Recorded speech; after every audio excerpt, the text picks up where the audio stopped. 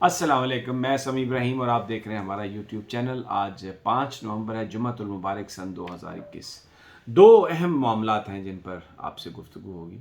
एक तो तालिबान ने पाकिस्तान के साथ दोस्ती का हक अदा कर दिया, इतना बड़ा कदम उन्होंने उठाया है। हम अपने यहाँ दाखिली मामलात में उलझे हुए हैं और ये जो सारा ISI तैनाती, उनके चीफ़ की तैनाती का मामला है, इसने बिल्कुल जो अफ़गानिस्तान में जो गेंस पाकिस्तान ने जो की थी उसको बिल्कुल स्टेलमेट कर दिया है। उनको बड़ा नुकसान पहुंचा इससे, क्योंकि 19 तारीख तक इस वक्त जो मौजूदा सरबराह हैं, ज़ाहिर है उन्होंने 19 को चले जाना है, वो कोई इस हवाले से कोई ख़ास रोल नहीं प्ले कर सकते।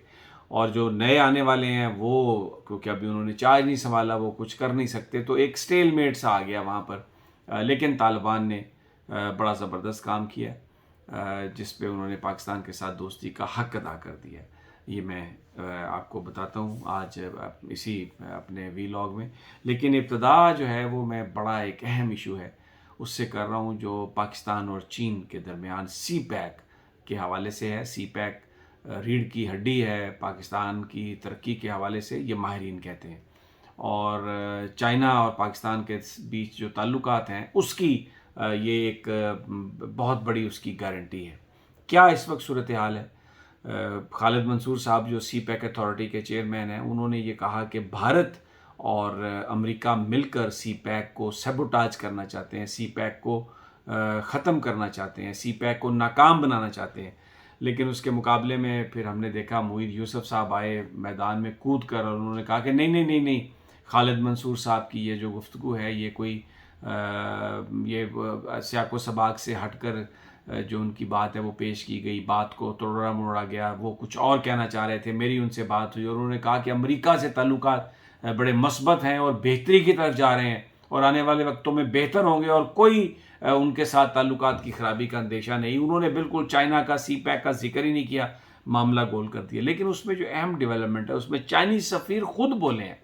अब ये जो सारी जो गुफ्तगू है, ये जो सारा माहौल बना हुआ है कि क्या सिचुएशन है, उस पर चाइना के सफ़ीर ने ख़ुद गुफ्तगू की है और एक इंटरव्यू में उन्होंने कहा कि इसमें तो कोई शक नहीं कि पाकिस्तान और चाइना के ताल्लुकात बहुत ज़बरदस्त हैं और वो ताल्लुकात के मुस्तकबिल के हवाले से पूरे एतमाद हैं और इन ताल्लुकात को कोई शेक नहीं कर सकता, कोई हिला नहीं सकता, कोई तोड़ नहीं सकता, कोई कमज़ोर नहीं कर सकता।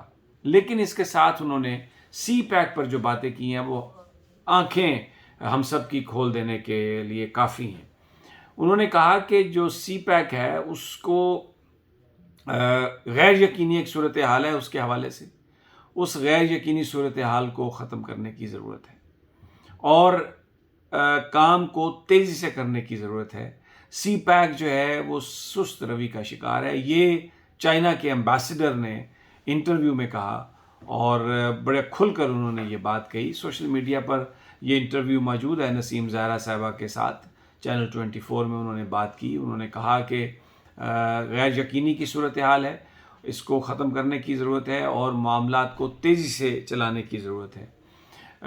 उन्होंने थोड़ी सी इसकी वजाहत भी की एक सवाल के जवाब में। उन्होंने कहा कि इस वक्त जो इंडस्ट्रियल पार्क्स हैं जहाँ पर चाइनीज़ कंपनीज़ ने आके इन्वेस्टमेंट करनी है, वहाँ पर इंफ्रास्ट्रक्चर तेज़ी से बिल्ड करना चाहिए, वहाँ पर बिजली होनी चाहिए, वहाँ पर फ़ोन होना चाहिए, वहाँ पर और जो तमाम दूसरी जो रिक्वायरमेंट्स हैं वो प्रोवाइड कर देनी चाहिए हुकूमत पाकिस्तान को। क्योंकि जब वो चाइनीज़ कंपनीज वहाँ पर आती हैं इन्वेस्टमेंट के लिए, तो उसमें अगर वहाँ पर सारा इंफ्रास्ट्रक्चर नहीं है तो उन्हें फिर इस बात का यकीन ही नहीं होता कि उनको ये काम करने की इजाज़त मिलेगी। यानी ये लाइसेंसिंग के हवाले से उन्होंने कहा। इससे पहले हमने देखा जब गवादर गए थे वज़ीर-ए-आज़म साहब, तो मैंने ये रिपोर्ट भी किया था और सेनेट के चेयरमैन सादिक संजरानी साहब ने करेक्ट भी किया था प्राइम मिनिस्टर साहब को कि वहाँ पर जो लाइसेंसेस हैं वो नहीं मिल रहे। तो जिस पर वज़ीर-ए-आज़म साहब ने कहा था कि हमने खुद पाबंदी लगाई थी लेकिन अब हम पाबंदी को दूर कर रहे हैं। लेकिन शायद वो जो सुस्त रवि है कामों में, जो लाइसेंस मिलने में जो सुस्ती हो रही है, ताख़ीर जो हो रही है, वो अपनी जगह पर मौजूद है। और उसी का जिक्र चाइना के सफ़ीर ने किया कि फिर अगर एक कंपनी इन्वेस्टमेंट के लिए यहाँ पर आती है और उसको लाइसेंस नहीं मिलता जिस काम के लिए वो आई है, या फिर उसको मंसूबे के बीच में ये कहा जाता है कि भाई आप आए तो इस काम के लिए थे लेकिन अब हम इस प्रोजेक्ट को तब्दील कर रहे हैं, तो वो इससे जो चाइनीज़ जो कंपनीज़ हैं وہ پھر وہ کام نہیں کریں گی اور اس سے ان کو نقصان ہوتا ہے. پھر یہی وہ چیزیں ہیں جو سی پیک میں تاخیر کا باعث بن رہی ہیں ان کے پروجیکٹس میں, اور اس نے ایک غیر یقینی سی صورتحال پیدا کی ہوئی ہے جس کو دور کرنا بہت ضروری ہے.